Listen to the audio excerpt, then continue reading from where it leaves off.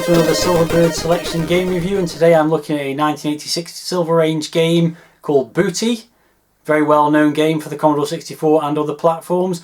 This game was originally released in 1984 in Firebird's white and red packaging before being re-released. Pretty uncommon to find in this packaging. You can expect to pay £5 or upwards generally for it on eBay. The original version though you can get for peanuts, like a couple of quid at most. So, my copy by the way cost me £3. Now Booty's got some quite different opinions about it. Some people have quite nostalgic, good, positive memories of it. Others didn't like it at all. So the question is, should this game be buried on a desert island because it's so valuable, or should it be thrown in the sea? Let's find out.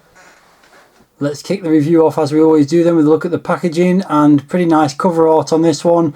You've got the pirate bursting out of what looks like a treasure map in the background there. You can see the rips sort of sticking out there sort of thing, and you've got the nice Booty logo, big and bold with the sort of sheen of treasure on it, I suppose, the yellow or gold I suppose it's supposed to be, and the pirate's got a sword and a, what would you call that, a pistol? I was going to say a cannon, but it'd be a hand cannon or a pistol as it's also known. So yeah, pretty good cover art. Spine's nice as well, you can see more of that treasure map. There's an anchor there and some coins, and of course it says Booty on it. And that wraps around to the back. Again, you can see the wheel of a pirate ship and a cannon there. That really is a cannon this time. And the two screenshots, which look like the Spectrum version of the game, based on how the graphics look. And the description for the game says, get rich on the pirate treasure hidden in 150 holds of the galleon.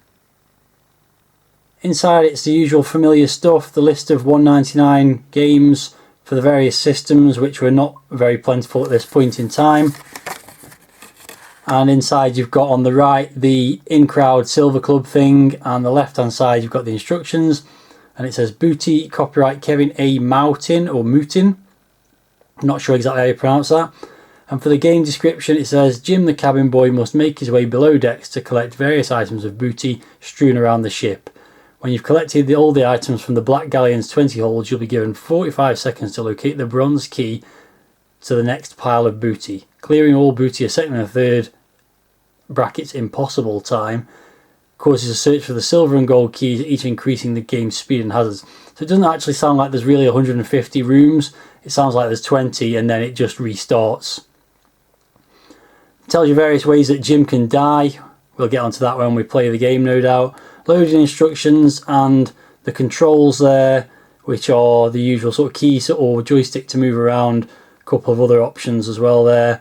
It tells you a little bit more about how to get keys and move between the various holds as well. And it says at the bottom there, there's a cheat mode in the Commodore 64 version of Booty. All you have to do is find it, matey. Here you can see the loading screen. Nothing too spectacular. Firebird Software presents Booty by Kevin A. Moutin, or Moutin, however you pronounce his name. Nothing really to say, there's no graphics or anything like that. Booty's spelt out with some purple circles for some reason, and the Firebird logo, if you can call it that, is a bit strange because it's got two very thick eyes on it.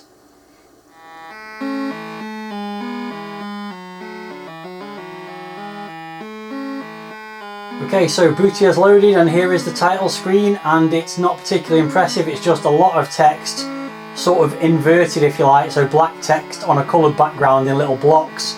It's got a sparkly Firebird text logo type thing, top left and right, and it's also got a very slow scrolling message, which is somewhat sarcastic, it has to be said, and a little bit miserable with some of the comments that are on here. I'll let you read that through as I talk about the rest of the title screen, which says, Booty is by Kevin Moutin, or Moutin as I've been saying, copyright 1984.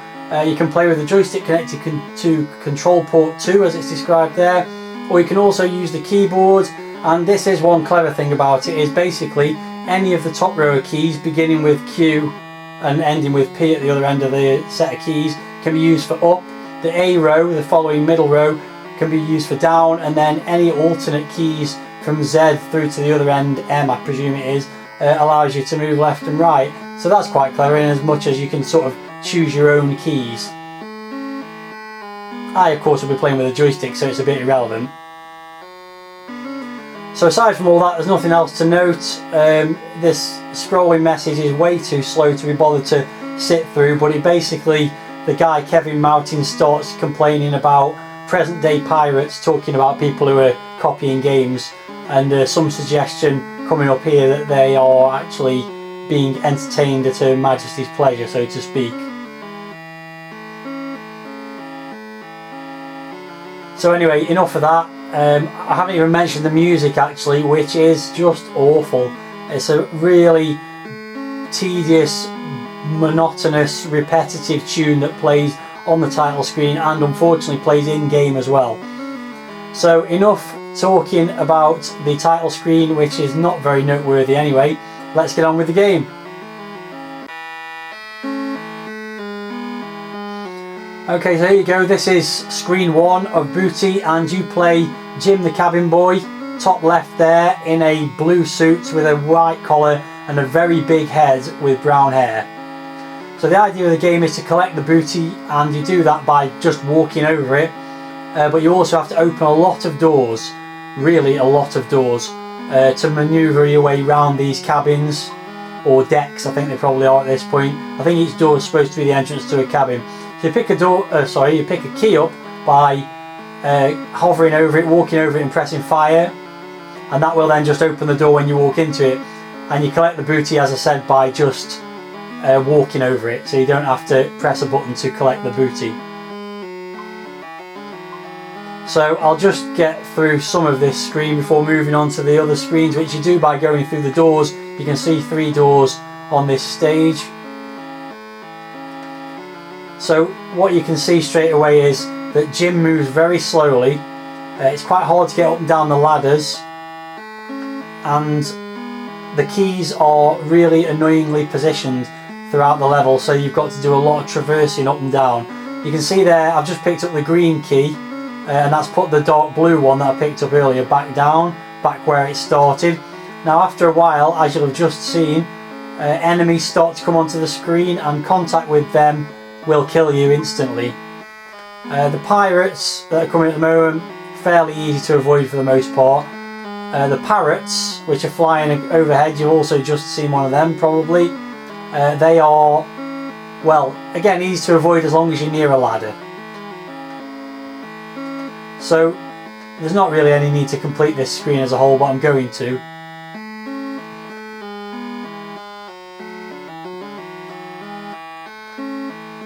So there we go, that's the last bit of booty collected. So now I've got access to the 3 different doors. So I'm going to go through this one on the bottom right, if we get my words out. And I'm presented with another screen full of doors. You can probably already get a feeling for what I think about this game just by my tone of voice. But this is what it seems to be, is manoeuvre your way around the decks and pick up keys, use those keys to open doors, and then collect the booty. Graphically, it's very representative of where it came from, which is the Spectrum. The main sprite of Jim is pretty decent. Oh, that's something that does happen sometimes. Some of the booty, as if there weren't enough problems, some of the booty has got a bomb hidden underneath it, which will also kill you instantly. So yeah, all the graphics are very Spectrum-y, apart from the main sprite, which has been redone. Oh, so now I've got this problem where this pirate is chasing me. I've got to go all the way back to the end of the level there and go down. There's no way to fight any of the enemies, and there's also no way to avoid them by jumping or anything like that. So yeah, that's just a bit annoying really. It's all very slow progress around these levels. So I'm not even going to go and pick that pink key up and go and open that pink door. I'm going to move to another screen.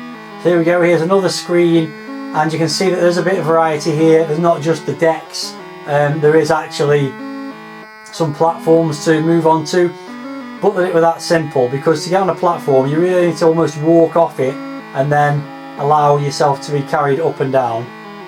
So where do I want to go here? Basically I can't really go anywhere until I've got the white key, so I'm going to have to move on to this platform, which I've actually successfully managed to do. If you fall off a platform any sort of distance, then you will die. Actually not doing too badly at this so far.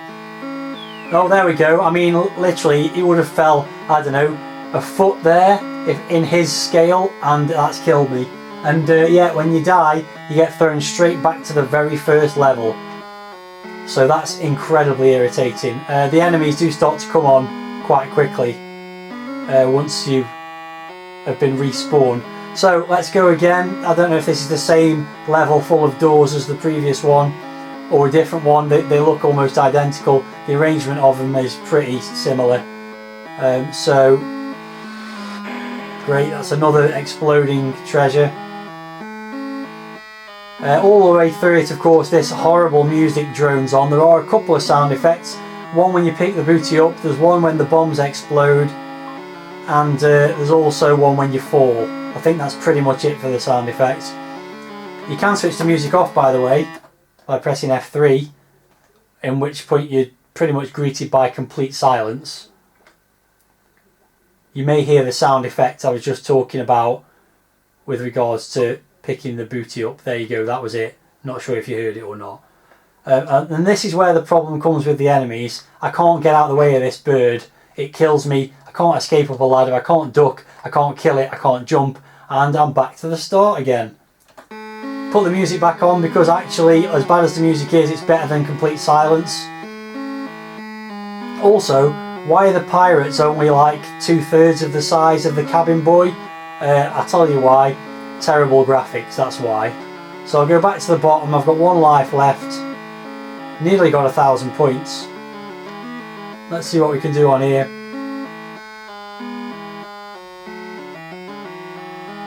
So I'm just going to go through this door again, and then probably through the bottom door, I guess, just for something. Oh no, I've fallen off again, fallen off the platform. Literally a centimetre there, and it's game over. And that's all you're going to see of this game, because it's bloody terrible. Let's get on with the review scores. So firstly, the one good thing about this game is the packaging. It's very appealing packaging, nice pirate on the front of it. This version of the packaging, I should say. The original game packaging for the first release in the white and red packaging was rubbish. But this version of the packaging is nice. It's a nice image on the front cover, a nice overall design to it, and pretty good instructions as well. So I'm going to give the packaging an 8, and that's as good as the scores get.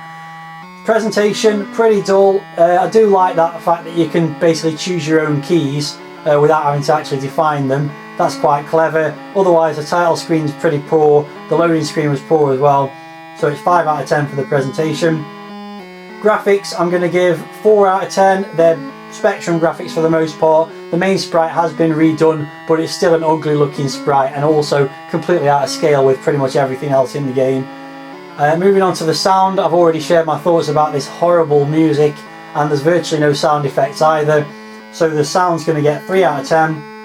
And playability, well, if you're a masochist and you want to, I should say a sadomasochist, and you want to play through screen after screen of boring levels, opening doors, collecting treasure, and falling off various ledges and movable platforms with no ability to get out of the way of enemies and no ability to jump either, then all power to you. But to me, it's absolutely rubbish, and I'm going to give it 3 out of 10 for playability, simply because it is playable if you really wanted to, but why would you want to?